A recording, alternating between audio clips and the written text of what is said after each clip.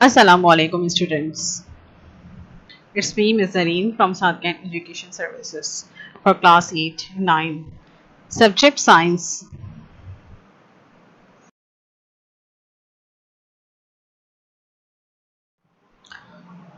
Our today's topic is Discovery of Protons and Neutrons from chapter 3, page number 45.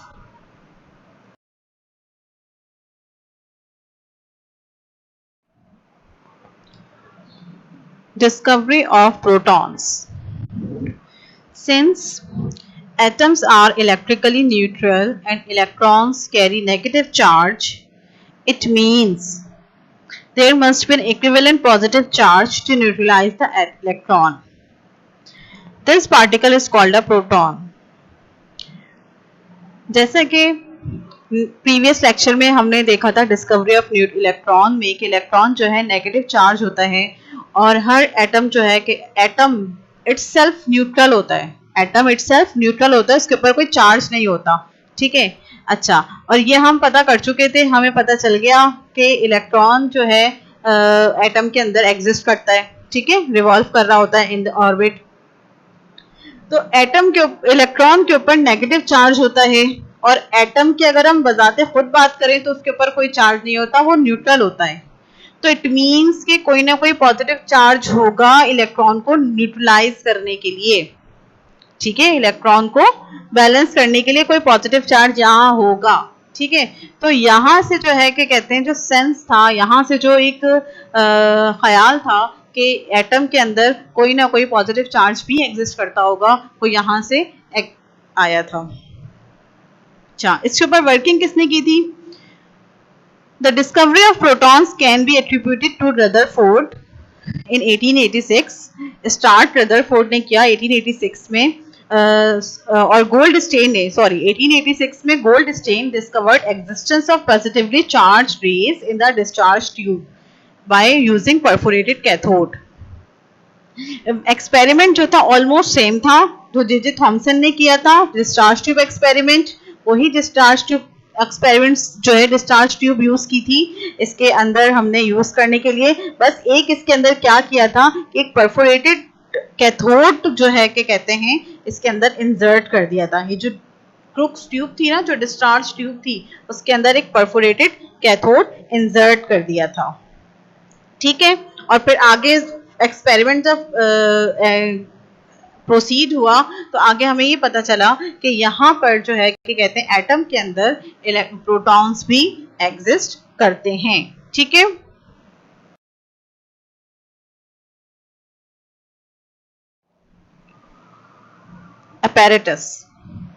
apparatus required for this experiment consist of glass tube होती है जो कि discharge tube है, जैसी discovery of electrons में use हुई थी।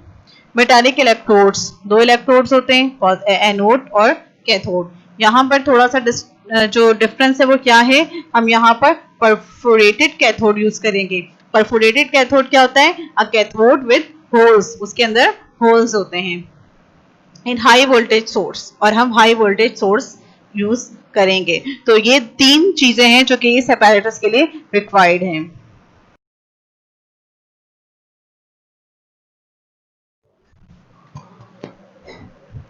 इसकी जो कंस्ट्रक्शन है वो बहुत सिंपल है। A simple discharge tube consist of a glass tube fitted with 2 metallic electrodes in which cathode is perforated। जैसा कि मैंने भी आपको बताया था कि सिंपल डिस्चार्ज ट्यूब है जैसी इलेक्ट्रॉन्स में यूज की थी, ग्लास ट्यूब है, 2 मेटालिक इलेक्ट्रोड्स कनेक्टेड हैं और जो कैथोड है वो कैसा है? परफोरेटेड है।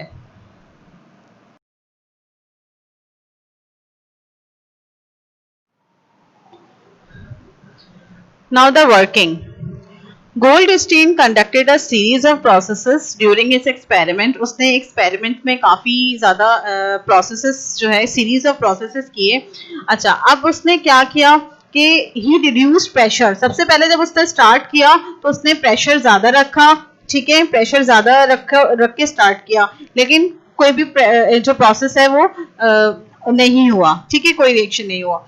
अच्छा, जैसे ही उसने क्या किया कि प्रेशर जो है वो रिड्यूस किया, he reduce pressure of the gas. उसने प्रेशर जो है गैस का जैसे ही रिड्यूस किया ठीक है, बिल्कुल जो है कि कहते हैं लो लिमिट पर जब वो प्रेशर लेकर आया, इलेक्ट्रिसिटी वॉज पास्ड, ठीक है, इलेक्ट्रिसिटी पास होना स्टार्ट हो गई डिस्चार्ज ट्यूब में, लेकिन जो वोल्टेज था वो हाई था, ठीक है, वोल्टेज हाई था और प्रेशर लो था। तो कंडीशन क्या है, प्रेशर लो होना चाहिए, गैस प्रेशर लो होना चाहिए और वोल्टेज जो है वो हाई होना चाहिए। जब ये दोनों कंडीशंस एक साथ आई तो stream of particles came out from the anode, ठीक है, एनोड की तरफ से कुछ पार्टिकल्स इमिट होना स्टार्ट हो गए, ठीक है, एक रोशनी सी, एक लाइट सी जो है कि कहते हैं एनोड की तरफ से निकलने लगी और वो लाइट जो है वो कहाँ किस तरफ जा रही थी, कैथोड की तरफ जा रही थी, ठीक है।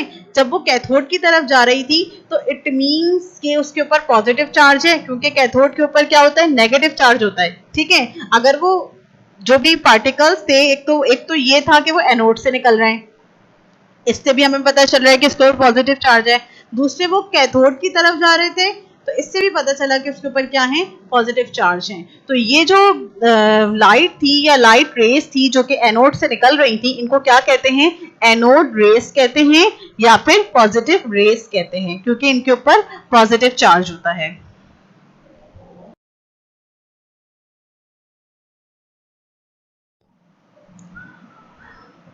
Now the description of diagram using discharge tube experiment and for the discovery of proton. This is the glass tube which have two metallic electrodes, one for anode and one for perforated cathode, and perforated cathode is the cathode which have holes. Perforated cathode क्या होते हैं, जिसमें holes होते हैं। तो perforated cathode हम क्यों use कर रहे हैं, to pass out the positive ions, ताकि पॉजिटिव आइंस इसमें से पास आउट हो जाएं, ठीक है। और पॉजिटिव आइंस पास आउट होने के बाद ये जो रेड ग्लो नजर आ रहा है ना, ये ट्यूब की वॉल्स के साथ स्ट्राइक कर रहे हैं। जब ये ट्यूब की वॉल्स के साथ स्ट्राइक कर रहे हैं तो ये रेड ग्लो सा क्रिएट हो रहा है, ठीक है। अच्छा, अब इसमें क्या है कि देखें, जो इलेक्ट्रॉन्स की डिस्कवरी थी उसमें भी यही था कि हाई वोल्टेज सोर्स थी और वेरी लो प्रेशर था, तो इलेक्ट्रॉन्स पास होना स्टार्ट हो गए थे, ठीक है। तो कंडीशन यहाँ पर भी वही है, हाई वोल्टेज सोर्स है और वेरी लो प्रेशर है। तो यहाँ पर ये जो एनोड है, एनोड पार्टिकल्स के साथ साथ पॉजिटिव कुछ नेगेटिव पार्टिकल्स भी होंगे, ठीक है। तो अब हमें ये कैसे पता चलेगा कि ये एनोड से भी कुछ पार्टिकल्स निकल रहे हैं या नहीं निकल रहे हैं। तो हमने परफोरेटेड कैथोड यूज किया है ताकि इसमें से वो पॉजिटिव पार्टिकल्स पास आउट हो जाएं और जब वो उसके साथ ग्लास वॉल के साथ स्ट्राइक कर रहे हैं और रेड ग्लो बन रहा है, तो हमें ये बात बहुत आसानी से समझ में आ रही है कि एनोड से कुछ पार्टिकल्स निकल रहे हैं जो कि कैथोड की तरफ आ रहे हैं। So this is the reason for using perforated cathode. यही रीजन है कि परफोरेटेड कैथोड हमने यहाँ यूज किया है। बाकी पूरा सेटअप वैसा ही है जैसा डिस्कवरी ऑफ इलेक्ट्रॉन्स के लिए था।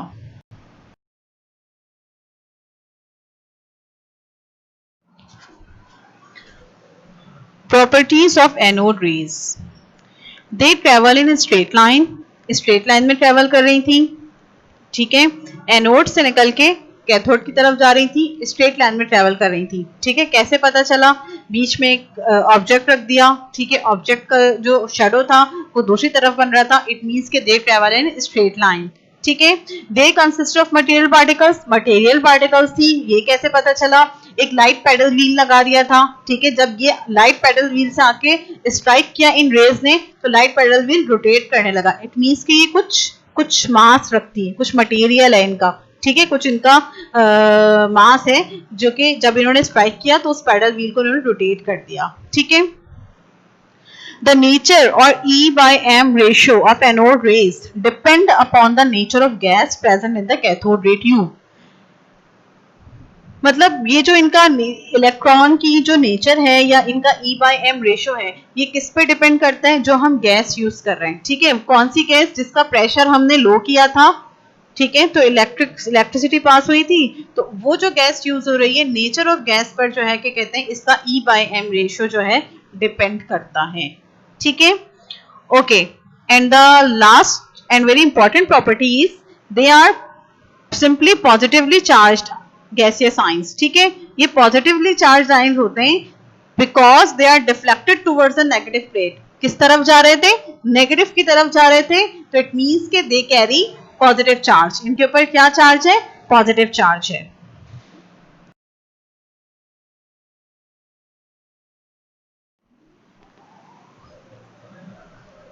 Now, the discovery of neutrons. In February 1932, after experimenting for about only 2 weeks, सिर्फ 2 weeks का काम, James Chadwick, English physicist, discovered a third type of fundamental particle of atomic structure through artificial radioactivity. ठीक है, उसने artificial radioactivity के जरिए third type of fundamental particle of atom discovered किया, और उसने ये किसमें published किया? उसने एक पेपर published किया. published था पेपर, टाइटल क्या था? The possible existence of a neutron. ठीक है, उसका क्या टाइटल था? The possible existence of a neutron. उसे ऐसा लगा कि एटम का स्ट्रक्चर है तो उसके अंदर पॉजिटिव भी है, नेगेटिव भी है, तो हो सकता है कहीं ना कहीं न्यूट्रल पार्टिकल भी एग्जिस्ट करता हो. In which he proposed that the evidence favored the neutron rather than the gamma ray photons as the correct interpretation of the mysterious radiation. अच्छा, अब क्या था कि रेडियो एक्टिविटी का कॉन्सेप्ट दिया पहले, ठीक है, और रेडियो एक्टिविटी का कॉन्सेप्ट देने के बाद उसने जो है कि कहते हैं ये बताया आर्टिफिशियल रेडियो एक्टिविटी के जरिए कि there is a third particle of an atom. Atom के अंदर थर्ड पार्टिकल भी होता है जो होता है क्या? न्यूट्रॉन. ठीक है, तो अभी यहाँ पर हमने एटम के कितने फंडामेंटल पार्टिकल पढ़े? पिछले लेक्चर में पढ़ा था इलेक्ट्रॉन, इस पार्टिकल में हमने प्रोटॉन पढ़ा और न्यूट्रॉन पढ़ा. इलेक्ट्रॉन और प्रोटॉन की जो डिस्कवरी थी ऑलमोस्ट सेम थी. क्या थी? जे थॉमसन ने इलेक्ट्रॉन डिस्कवर किया था और गोल्डस्टेन ने प्रोटॉन डिस्कवर किया था. दोनों ने एक जो है क्या कहते हैं ग्लास ट्यूब ली थी, जिसको क्या कहा था? क्रुक्स ट्यूब या फिर डिस्चार्ज ट्यूब. ठीक है, वो ग्लास ट्यूब, उसके अंदर 2 इलेक्ट्रोड्स थे, एक एनोड था एक कैथोड था. ठीक है, और कंडीशन क्या थी? A very low pressure, gas का प्रेशर बहुत कम था, वैक्यूम पंप लगाया हुआ था टू कंट्रोल दैट, और एक हाई वोल्टेज सोर्स लगाई हुई थी जिससे वोल्टेज सप्लाई कर रहे थे. तो गैस का प्रेशर बहुत कम था, वोल्टेज का सोर्स जो है वो वोल्टेज जो था वो बहुत ज्यादा था. ठीक है, और जब ये कंडीशन हुई थी तो उस ग्लास ट्यूब में कुछ रेस इमिट होना स्टार्ट हो गई थी. ठीक है, जे थॉमसन ने जब एक्सपेरिमेंट किया था तो पॉजिटिव से कैथोड से रेस पास हो रही थी और उसने उन्हें क्या नाम दिया था? कैथोड रेस का नाम दिया था. और जब गोल्डस्टेन ने एक्सपेरिमेंट किया था तो एनोड से रेस पास हो रही थी और उसने उसका क्या नाम दिया था?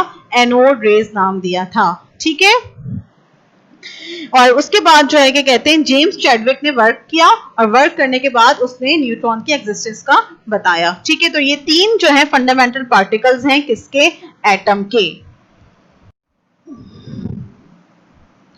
Properties of fundamental particles of atom. Atom के जो पार्टिकल्स हैं उनकी कुछ प्रॉपर्टीज हैं, मतलब मास क्या है, चार्ज क्या है, वेयर दे एग्जिस्ट, कहाँ वो मतलब मौजूद होते हैं, कहाँ वो पाए जाते हैं एटम में, और उनके ऊपर चार्ज क्या होता है. ठीक है, अच्छा अब देखते हैं कि प्रोटॉन को शो P से करते हैं. मास उसका होता है 1.67 into 10 raise to the power -27 kilogram. अब ये जो -27 का मतलब है ना, ये इसका मतलब है कि 1.67 से पहले 27 जीरो लगे हुए, तब वैल्यू कितनी छोटी हो गई. ठीक है, वैल्यू बहुत छोटी हो गई, तो उस सबको नेग्लेक्ट करके हम इसका जो मास लेते हैं वो कितना लेते हैं? 1 AMU के बराबर लेते हैं. ठीक है, अच्छा चार्ज इसके ऊपर क्या होता है? ये तो पता है कि इसके ऊपर पॉजिटिव चार्ज होता है. ठीक है, पॉजिटिव प्रोटॉन है ना, पॉजिटिव चार्ज है. इसका चार्ज होता है 1.6 into 10 raise to the power -19. इसका मतलब है कूलम्स. इसका मतलब है कि 1.6 से पहले 19 जीरो लगे हुए हैं. ठीक है, तो इसको भी जो है कि कहते हैं हम वो 19 जीरो जो है उनको नेग्लेक्ट कर देते हैं और उसका जो राउंड ऑफ करके वैल्यू लेते हैं वो कितनी लेते हैं? +1 चार्ज. ठीक है, तो हम कहीं पर भी प्रोटॉन को शो करते हैं तो प्लस के साथ 1 शो नहीं करते, क्योंकि मैं पहले भी बता चुकी हूँ जहां पर कुछ नहीं लिखा हुआ होता वहां पर ऑटोमेटिकली 1 होता है. ठीक है, तो सिर्फ प्लस पॉजिटिव से इसको शो करते हैं. ऐसे ही न्यूट्रॉन पे आ जाइए. न्यूट्रॉन जो है कि कहते हैं न्यूट्रॉन को कैपिटल N से शो करते हैं और इसका जो मास होता है वो बिल्कुल प्रोटॉन के मास के बराबर होता है. एग्जैक्ट दोनों का एक जैसा मास होता है. न्यूट्रॉन के ऊपर कोई चार्ज नहीं होता. न्यूट्रॉन्स है नो चार्ज, न्यूट्रल होते हैं ये. ठीक है, और डिस्क्रिप्शन मतलब ये कहाँ पर पाए जाते हैं, न्यूक्लियन में पाए जाते हैं, यानी कि न्यूक्लियस में। प्रोटॉन भी न्यूक्लियस में पाया जाता है और न्यूट्रॉन भी न्यूक्लियस में पाया जाता है। दोनों इनक्लोज्ड होते हैं कहाँ पर, न्यूक्लियस के अंदर, और न्यूक्लियस खुद कहाँ एग्जिस्ट करता है, सेंटर ऑफ द एटम। इसी तरीके से इलेक्ट्रॉन, इलेक्ट्रॉन को जो है कि कहते हैं स्मॉल, ठीक है, ई से शो करते हैं, स्मॉल ई से शो करते हैं। इसका जो मास होता है वो होता है 9.1 इंटू 10⁻31 किलोग्राम, ठीक है, यानी कि इसका मास प्रोटॉन और न्यूट्रॉन से भी कम होता है, ठीक है। 9.1 से पहले क्या लगे हुए, 9 से पहले तकरीबन 31 जीरो लगे हुए, ठीक है, ओके। इसका जो चार्ज होता है वो प्रोटॉन के चार्ज के बराबर होता है, लेकिन एक चीज है कि इसके ऊपर क्या होता है, माइनस चार्ज होता है, ठीक है। प्रोटॉन का प्लस 1.6 था, इसका माइनस 1.6 है, ठीक है। तो इलेक्ट्रॉन के ऊपर हमें पता है क्या चार्ज होता है, माइनस चार्ज होता है। कहाँ एग्जिस्ट करता है, found in the cloud around the nucleus, ठीक है। न्यूक्लियस के अराउंड जो ऑर्बिट्स बने हुए होते हैं ना, उन ऑर्बिट्स में रिवॉल्व कर रहा होता है। प्रोटॉन कहाँ होता है, सॉरी, इलेक्ट्रॉन कहाँ होता है, न्यूक्लियस के अराउंड जो ऑर्बिट्स होते हैं उनमें रिवॉल्व कर रहा होता है, ठीक है। तो ये बहुत आसान सा टॉपिक था। इलेक्ट्रॉन, प्रोटॉन, न्यूट्रॉन के बारे में तो आप पढ़ते हुए आ रहे हैं, ऑलमोस्ट हर क्लास में पढ़ते हुए आ रहे हैं, ठीक है। हाँ, इनकी डिस्कवरीज किस तरह से हुई थी ये आपने पढ़ा है, लेकिन ये भी बहुत आसान है, इसमें कोई ऐसी प्रॉब्लम नहीं है, ठीक है।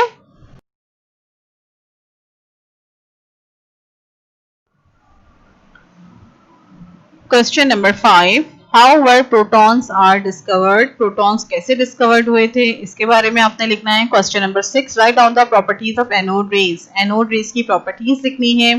And question number 7, write a short note on discovery of neutrons, ठीक है। अच्छा, ये जो क्वेश्चन नंबर 5 और 6 है, इसका आंसर आपको बुक में मिल जाएगा पेज नंबर 45 पे, ठीक है, वहां से भी आप लिख सकते हैं, और अगर आप इन मेरी प्रेजेंटेशन में से लिखना चाह रहे हैं तो आप यहां से भी लिख सकते हैं, ठीक है, okay.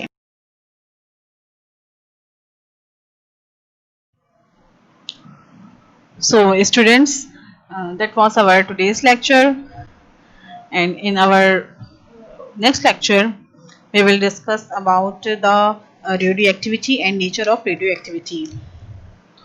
So wait for the next lecture. Until then, Allah Hafiz. Thank you.